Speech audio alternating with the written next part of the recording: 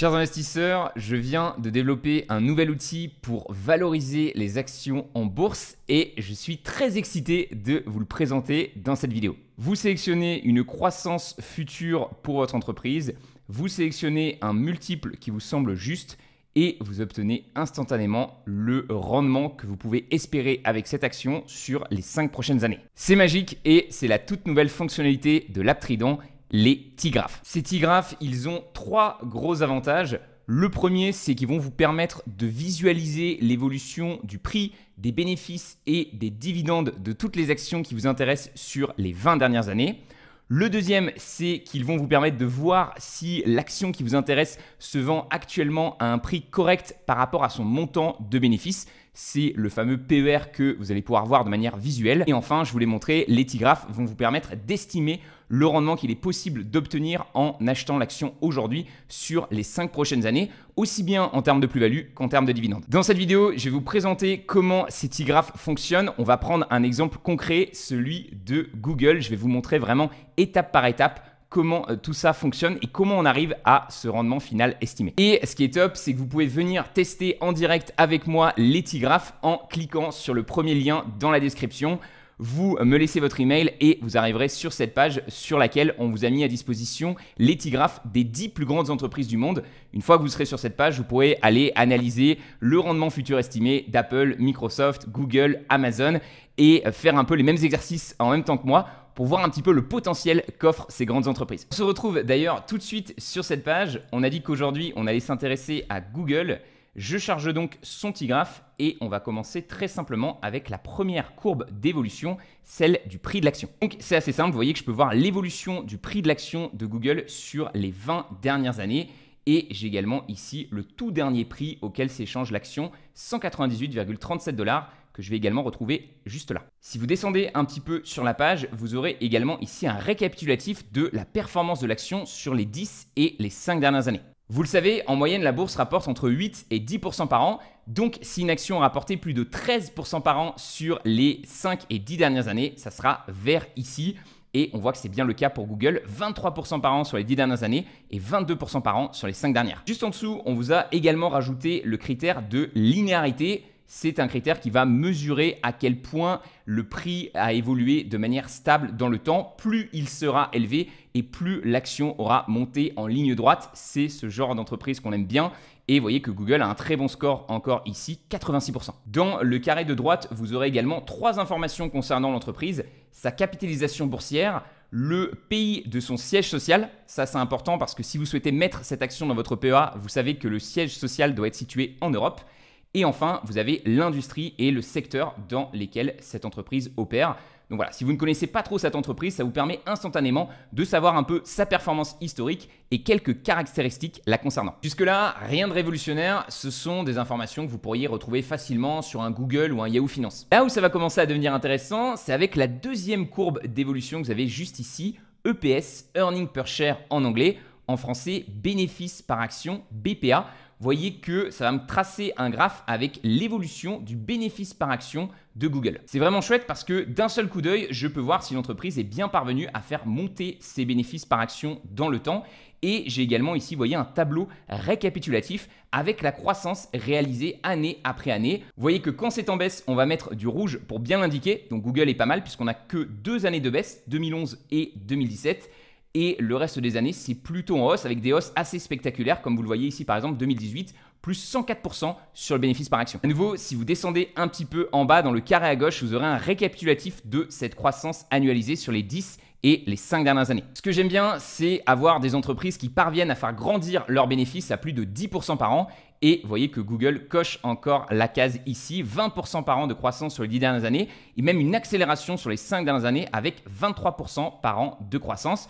Vous avez également ici l'estimation future d'après les analystes. Elle est importante, cette estimation future. D'ailleurs, on vous l'a remise ici parce que évidemment, on n'achète pas la croissance passée de Google, on achète la croissance future à venir. On a essayé de rendre ce système le plus précis possible. Non seulement vous avez le bénéfice par action de Google en 2024, en 2023, en 2022, donc année après année, mais on vous a également rajouté ici des petits points trimestriels puisque ça va vous permettre de voir à chaque fois que l'entreprise va déclarer un nouveau trimestre de résultats, de voir l'évolution de son bénéfice. Donc pour l'instant, vous voyez que ici, c'est en vert transparent parce que ce sont des estimations, donc c'est pas encore sûr, alors que le vert clair ici, c'est réalisé. Mais voyez, le prochain montant estimé de bénéfice par action de Google, c'est 8,12 $ par action et c'est l'EPS qu'on vous a indiqué juste ici. Si vous avez déjà utilisé des sites de valorisation, vous avez dû remarquer que parfois vous avez des PER différents en fonction des sites et c'est dû justement à ce calcul de l'EPS. Certains sites vont prendre uniquement les EPS qui sont déjà passés, certains vont prendre uniquement l'EPS futur. Nous, on a décidé de faire une sorte d'entre-deux ou plutôt de 3/4. Vous voyez qu'on va prendre 3 trimestres qui ont été validés. Donc vraiment, on voit qu'en juin 2024, Google a gagné 1,97, puis 1,99, puis 2,12. Et on va prendre juste un trimestre estimé, celui de mars 2024, pour essayer de vous donner l'EPS le plus actualisé. Combien concrètement vous allez pouvoir récupérer de bénéfices par action si vous achetez l'action aujourd'hui. Si depuis tout à l'heure, je vous parle du bénéfice par action et de son évolution, c'est parce qu'il a été prouvé que c'est un des facteurs les plus déterminants dans la performance long terme d'une action. Vous avez cette étude qui a été menée sur le S&P 500 et qui a montré que sur les 20 dernières années, les 3/4 de la performance de l'indice peuvent simplement s'expliquer par la croissance des bénéfices des entreprises qui sont à l'intérieur de celui-ci. Vous voyez que l'étude a créé son propre T-graphe avec en bleu l'évolution du prix du S&P 500 et en gris l'évolution des bénéfices. Et on voit que même si les deux courbes se séparent parfois, il y a une forte corrélation entre les deux. Lorsque les bénéfices montent, le prix des actions monte aussi. Simplement, les investisseurs ont tendance à anticiper les futures augmentations de bénéfices.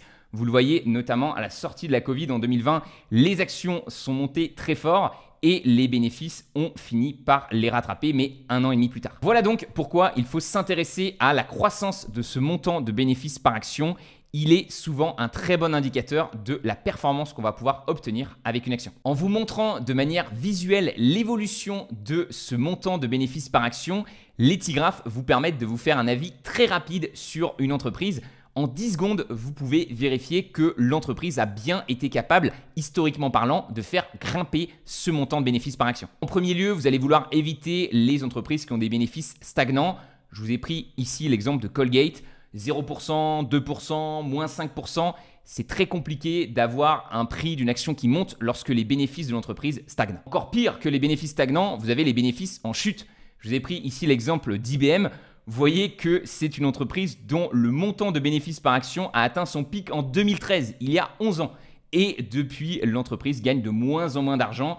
Forcément, le cours de l'action va chuter. Et enfin, je vous invite à éviter également les bénéfices cycliques. Ceux-là, ils sont un petit peu plus trompeurs parce que parfois, on va regarder une année et on va se dire « Waouh, quand même, l'entreprise a généré beaucoup de bénéfices. En plus, son PER est super faible. » Mais ce qu'on oublie, c'est la cyclicité de ces bénéfices et le fait qu'ils peuvent rapidement redescendre vers le bas. Je vous ai pris ici l'exemple de ExxonMobil qui est une des majeures pétrolières avec Total, Chevron ou encore BP. Ce sont des entreprises dont les bénéfices sont très liés à l'évolution du cours du baril de pétrole et celui-ci est connu pour être très cyclique et très dur à prévoir. Et ça se voit tout de suite quand on regarde le T-graphe, c'est vraiment les montagnes russes, on a des hausses, des baisses, des hausses, des baisses. À nouveau, compliqué de gagner de l'argent avec ce genre d'action, à moins d'acheter vraiment l'action en bas du cycle et la revendre en haut. Mais à nouveau, on est un peu plus dans du trading. Pour moi, c'est beaucoup plus simple et beaucoup plus rentable d'aller directement sélectionner des entreprises qui ont des bénéfices en hausse de manière stable. Je vous ai pris ici l'exemple de Visa. Vous voyez qu'on est vraiment sur un T-graphe qui est quasiment parfait. Toutes les années, on a des évolutions à 2 chiffres et on a une seule année de baisse en 2020. Moins 7%. Si votre entreprise génère plus de bénéfices par action, vous devriez gagner de l'argent au niveau du prix, mais également au niveau des dividendes. C'est assez logique, l'entreprise a de plus en plus de bénéfices et elle peut donc vous en reverser de plus en plus chaque trimestre. Si on retourne sur notre étude, vous voyez qu'on a également une part non négligeable, 18% de la performance qui provient du rendement en dividendes. 1/5 de la performance, ce n'est pas rien. Et c'est pour ça que sur les T-graphes, on vous a également rajouté l'évolution du montant de dividendes par action que vous reverse l'entreprise. C'est la ligne blanche juste ici. Pour Google, on n'a pas beaucoup de data puisque le dividende est tout nouveau. Vous voyez, il a été initié en 2024. Mais si je vais sur une entreprise qui a un historique de dividendes plus important, comme par exemple Broadcom, c'est une entreprise dans le secteur des semi-conducteurs qui a dépassé récemment les 1000 milliards de dollars de capitalisation. Et vous voyez que c'est une entreprise qui est assez généreuse, qui verse un dividende depuis longtemps maintenant et qu'il a bien augmenté avec le temps. Je peux enlever la courbe de l'EPS pour voir l'évolution dans le temps de ce dividende, mais ce qui va surtout être intéressant, c'est de comparer ce montant de dividende qui est reversé par rapport au montant de bénéfice qu'a généré l'entreprise. Si je regarde en 2023, je vois par exemple que Broadcom a généré 4,23 $ de bénéfices par action et que l'entreprise a décidé de reverser 1,84 $ de dividendes par action à ses actionnaires. 1,84 divisé par 4,23, ça nous fait un taux de distribution, un payout ratio de 44%. Donc c'est pratique, visuellement, on voit que tout ce qui va être en dessous de cette ligne blanche, ce sont les bénéfices qui sont reversés aux actionnaires sous forme de dividendes, et tout ce qui va être au-dessus, c'est ce que l'entreprise va garder pour elle. Alors comme ça, on pourrait se dire, je préférais une entreprise qui me reverse 100% des bénéfices qu'elle génère sous forme de dividendes. Mais avec l'expérience, on comprend qu'en fait, c'est important que l'entreprise garde quand même beaucoup de bénéfices pour elle. Ça va lui permettre notamment de réinvestir dans des projets qui pourraient lui permettre de faire grandir encore plus rapidement ses bénéfices dans le futur et également de racheter ses propres actions, ce qui va permettre de faire monter le cours de l'action. Et ces deux solutions-là sont fiscalement plus avantageuses que le fait de verser un dividende. Donc moi j'aime bien les entreprises à dividendes, mais j'aime bien aussi les entreprises qui font des rachats d'actions et qui réinvestissent pour le futur. Donc je vais souvent aller regarder que ce payout ratio ne dépasse pas les 40%. Au-delà de 40%, je trouve que c'est un peu risqué. Ça indique peut-être que l'entreprise ne trouve pas suffisamment de projets dans lesquels investir. Et il faut également se rappeler que l'entreprise qui vous reverse 90 ou 95% de ses bénéfices en dividendes, probablement que le dividende ne pourra pas bien être augmenté. Et si jamais les bénéfices chutent, eh bien, il y a aussi le risque que ce dividende soit coupé. Donc voilà, de nouveau, cette courbe vous permet en un clin d'œil de voir la sécurité du dividende qui vous est reversé. Et pour Broadcom, on voit que c'est pas trop mal, même s'il y a certaines années où c'était un peu compliqué, comme par exemple en 2019 où l'entreprise a atteint un payout ratio de 142%. Elle a reversé à ses actionnaires plus que ce qu'elle avait gagné en bénéfices. Heureusement, l'année suivante, les bénéfices sont bien remontés. Ok, grâce à ces deux courbes d'évolution, bénéfices et dividendes, on a déjà une belle représentation des résultats financiers de notre entreprise, ici Google. Mais la magie va vraiment opérer lorsqu'on va combiner ces deux courbes-là avec la toute première courbe d'évolution qu'on avait vue ensemble, le prix de l'action. On va commencer à pouvoir faire des maths ensemble. Aujourd'hui, je peux acheter l'action Google à 198,37 $ et on a vu ensemble que l'entreprise a généré 8,12 $ de bénéfices par action sur les 12 derniers mois en prenant à nouveau en compte l'estimation de mars 2025. On va donc pouvoir aller calculer le fameux PER, cours sur bénéfice. On divise 198,37 par 8,12 et on obtient un PER actuel pour l'action Google de 24,44. On peut également inverser cette équation et plutôt que de faire cours sur bénéfice, faire bénéfice sur cours. À ce moment-là, on obtiendra un rendement en bénéfice. 8,12 divisé par 198,37, ça nous fait un rendement en bénéfice de 4,09% pour Google. Et enfin, on a notre dividende qui lui est toujours estimé sous forme de rendement. On va prendre le dividende annuel de Google, 0,80 $ par an, et on va le diviser par le prix actuel de l'action, 198,37, ce qui nous fait un rendement actuel en dividende de 0,4%. C'est vrai qu'en termes de valorisation, on utilise souvent le PER, mais on vous a mis également ici le rendement en bénéfice parce que je trouve qu'il est assez intéressant de comparer ce rendement en bénéfice par rapport au rendement en dividende. Les investisseurs à dividendes ont souvent tendance beaucoup à se concentrer sur ce rendement en dividende et ils ne se rendent pas forcément compte qu'en fait l'entreprise génère beaucoup plus que ça en termes de bénéfices. Voilà, quand on regarde Google, on se dit wow, 0,4% par an, c'est vraiment pas ouf. Mais en fait, l'entreprise pourrait reverser jusqu'à 4% par an sous forme de dividendes si elle reversait l'intégralité de ses bénéfices. Et donc, ce rendement des bénéfices, il est très important. Et à nouveau, c'est en fait simplement l'opposé de ce que vous avez au niveau du PER. C'est simplement le même chiffre, mais exprimé de manière différente. Et je trouve ça intéressant d'avoir les deux. Donc là, voilà, on a vraiment une représentation, on commence à comprendre qu'est-ce qu'on obtient en achetant Google aujourd'hui. Je sais que j'obtiens 4% de rendement sur bénéfice et 0,4% de rendement en dividende, un PER de 24,44 fois. Si j'achète l'action aujourd'hui, je paye 24 fois les bénéfices annuels réalisés par Google. Mais évidemment, ce PER et ce rendement de bénéfice, c'est actuel. Et on l'a vu, d'après les estimations, le bénéfice devrait augmenter et donc naturellement, mon rendement va augmenter. Aujourd'hui, j'ai un rendement de 4%, mais peut-être que demain, si les bénéfices sont plus importants, mon rendement par rapport à mon prix d'achat initial sera de 5%, de 6%, etc. Donc, connaître le PER et le rendement actuel d'une action, c'est bien, mais ça ne répond pas à la question la plus importante que l'on se pose lorsqu'on hésite à acheter une action. combien celle-ci va concrètement pouvoir me rapporter en termes de plus-value et de dividendes sur les 5 à 10 prochaines années. Eh bien, j'ai une bonne nouvelle, les Tigraphes peuvent également vous faire cette estimation de rendement si vous leur fournissez deux informations supplémentaires, la croissance future et le PER futur de l'action. On commence avec la croissance future, vous voyez que je peux sélectionner ici. Attention, cette croissance future, vous le voyez, elle va s'appliquer uniquement sur la 3e, la 4e et la 5e année. Ce qu'on a fait pour la première et la deuxième année, c'est qu'on a utilisé les estimations des analystes. Dans une prochaine mise à jour, on vous donnera peut-être la possibilité d'aller directement modifier ces estimations des analystes, mais j'ai pas trouvé que c'était quelque chose de très important à mettre en place sur cette première version parce que souvent les analystes ont quand même assez raison, notamment sur le court terme. Ils vont beaucoup se baser sur les commentaires du management. Donc généralement Google va dire voilà, on estime pouvoir grandir entre 10 et 15% par an et c'est ces chiffres-là que vous allez retrouver juste ici. Donc on fait confiance aux analystes sur la première et la deuxième année de croissance des bénéfices. Et ensuite, on va pouvoir appliquer une croissance long terme. Cette croissance, elle fait plus débat et elle va varier évidemment en fonction de la conviction que vous avez dans la réussite future de cette entreprise. On vous a mis quand même ici quelques chiffres pour vous guider sur cette croissance future. Ce sont les 3 chiffres ici de la croissance de l'EPS. Donc vous pouvez voir l'estimation long terme de croissance des analystes qui n'est pas toujours la même que l'estimation ici court terme. Et vous avez également la moyenne de croissance qui a été concrètement réalisée par l'entreprise sur les 5 et 10 dernières années. Donc là, pour Google, je vois 19% de croissance long terme. Ça me semble plutôt raisonnable puisque sur 5 et 10 ans, l'entreprise a fait entre 20 et 23% par an de croissance de ses bénéfices. Mais je vais quand même être un peu plus prudent et je vais aller sélectionner ma propre croissance personnalisée de 16%. Tout simplement parce que je trouve qu'ici, on a déjà un ralentissement un petit peu de la croissance. Donc, je préfère être un peu plus prudent et partir sur 16%. Je clique et vous voyez que j'ai la petite potion qui m'indique que j'ai bien sélectionné ma propre croissance. Ok, maintenant que j'ai sélectionné ma croissance, il ne me reste plus qu'à aller sélectionner mon PER futur. Au moment où je tourne cette vidéo, on est le 23 janvier 2025. Et d'après la croissance que j'ai sélectionnée, dans pile 5 ans, le 23 janvier 2030, Google devrait pouvoir réaliser 16,37 $ de bénéfices par action.